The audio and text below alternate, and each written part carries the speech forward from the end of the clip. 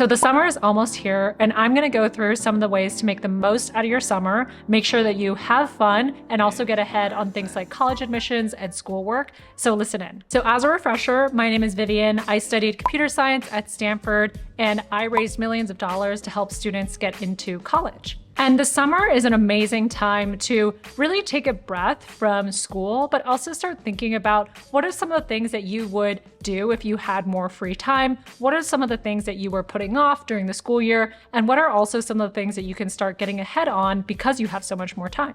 So the first tip that I have for the summer is to really read and write.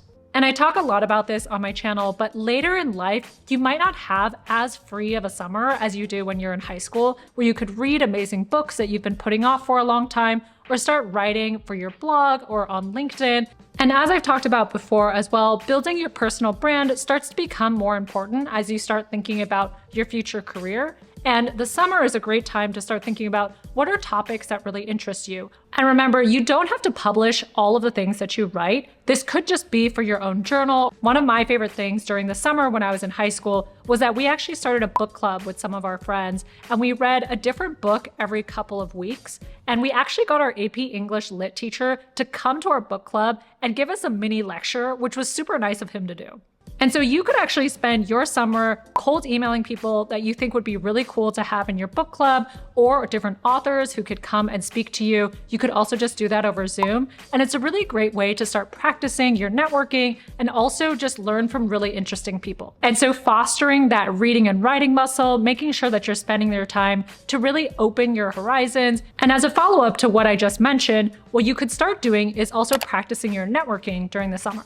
The summer is a great time for you to potentially travel to meet people in person, maybe do internships with a couple different places, depending on when you reach out to them, or just learn from really interesting people. For example, I've had people message me when they're traveling to San Francisco, whether they're students or different kinds of people in my network, and I'm always happy to meet with them. Because you're a student, there's a lot of people who are really open to just meeting curious, excited young people who want to learn more about how the world works. The other unconventional tip that I have is that you should consider doing something in retail or customer service during the summer. So I know that doesn't sound as hot as doing an internship, but it will give you really helpful life experience down the line.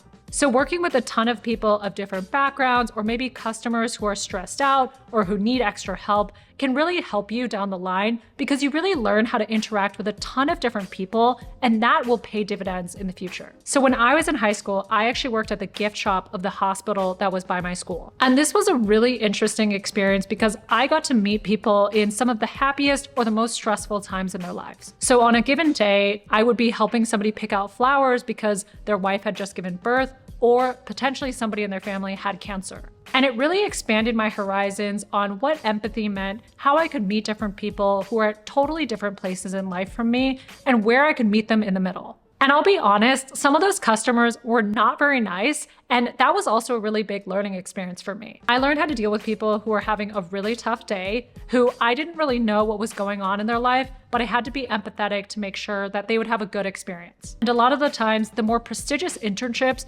don't actually teach you things like that. And that's what's going to get you a lot further in your career down the line. You will always meet some difficult people no matter where you go and work. And it's really important to learn how to work with those people, to learn how to keep a smile on your face, make sure that you're putting your best foot forward, and that you can really help make their day better. And I will tell you that working in that hospital for that summer has changed my life in ways that you would never even expect. The way that I try to interact with people is thinking about that I might be meeting them on the most difficult day of their life, and what can I do to hopefully make that day a little bit better. Another thing that you could do over the summer is start working on your passion project or starting something new. So the summer is a great time to start hacking away at something that you wish you had more time to do during the school year, and also a time for you to really explore what your different talents or passions might be. So for example, I know some students who will spend the summer doing things like starting an Amazon dropshipping business, or starting their TikTok account, or selling little trinkets like jewelry that they make at home. And again, you'll learn so many important skills during this time period. Whether you're mowing lawns or even doing a lemonade stand, you'll learn how to do sales and marketing. You'll learn how to do inventory management, start thinking about how do you position things so that they're more interesting for people to buy? How do you get distribution for your product? And all of these really interesting things that you can start doing because you have this passion project. And setting goals is really important to make sure that you stay accountable over the summer, because you can get really distracted as well. But if you have quantitative goals that you're trying to meet during a specific amount of time, that can really help you down the line to make sure that you're staying focused and you also know if you are going down the right path. So for example, a lot of really popular startup accelerators, they will be a very strict 8 to 10 weeks long, and they'll have a different goal for every single week. And at the end of that 10-week period, they'll have a demo day, which really forces you to publicly put out there what you were able to achieve during the program. And so I'd encourage you to start setting deadlines like that for yourself. What could you actually achieve during the summer? And what kind of public goal could you have at the end of it to demonstrate everything that you worked on? And that could be anything from making a YouTube video or doing a demo day with some of your friends or some of your parents' friends. Those are all things that could be super fun and a way for you to start thinking outside the box. And if you have a quantitative goal like getting 100 customers for your lawn mowing business by the end of the summer, that's even better. And remember, setting goals, and especially quantitative goals, is going to be something that you have to do for the rest of your life, and especially at work. So this is a great time to start getting practice. So the other thing that you can do over the summer is to start researching colleges.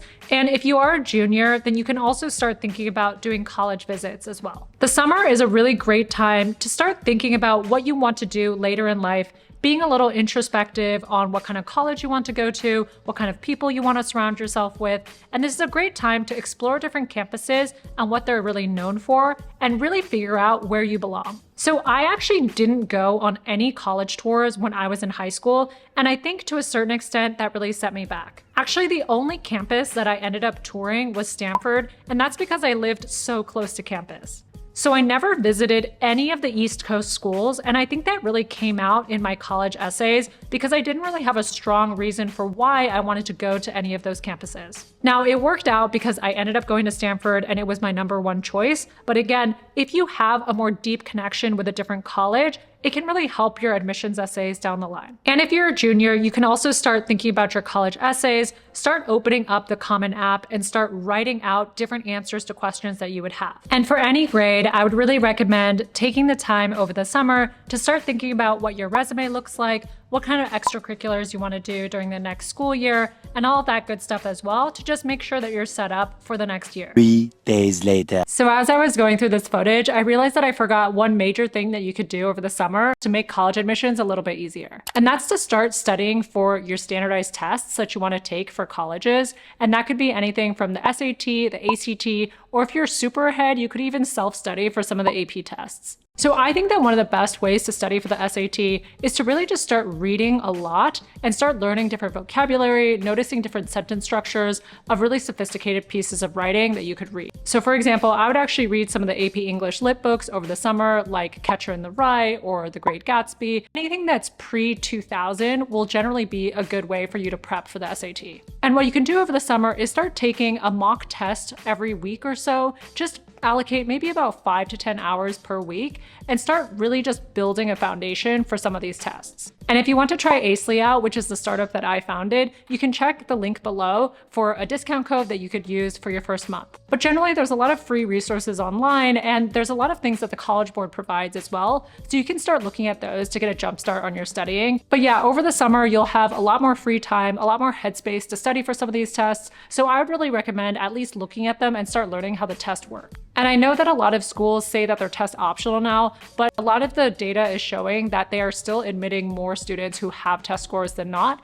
Even if you don't think your score is really great, you'd be surprised at what the average score is for a lot of these students. And it can also show how you're benchmarked against other students. Sometimes if you go to a less resourced school, even a score that you don't think is as good is actually really great because they take into account where you're coming from. So remember to just spend that time reading over the summer, practicing the math, and just doing a little bit every day. Meanwhile, And finally, make sure that you take some time to just have fun during the summer. Having a full summer to just do exciting things with your friends is an amazing experience. And I want to make sure that you are thinking about all of these other things that you can spend your time being productive over the summer, but make sure that you also set aside time to go on some trips with your friends or visit different places. Honestly, a lot of the tips that I have here apply even outside of the summer months. These are all things that you could be doing outside of school as well. But during the summer, you just have the full day where you can think about all the things that you want to do. And so I would really encourage you to make sure that you take the most advantage of your summer possible. Let me know how you're going to spend your summer and if there's any other videos that I can make to make sure that you really crush it during the school year.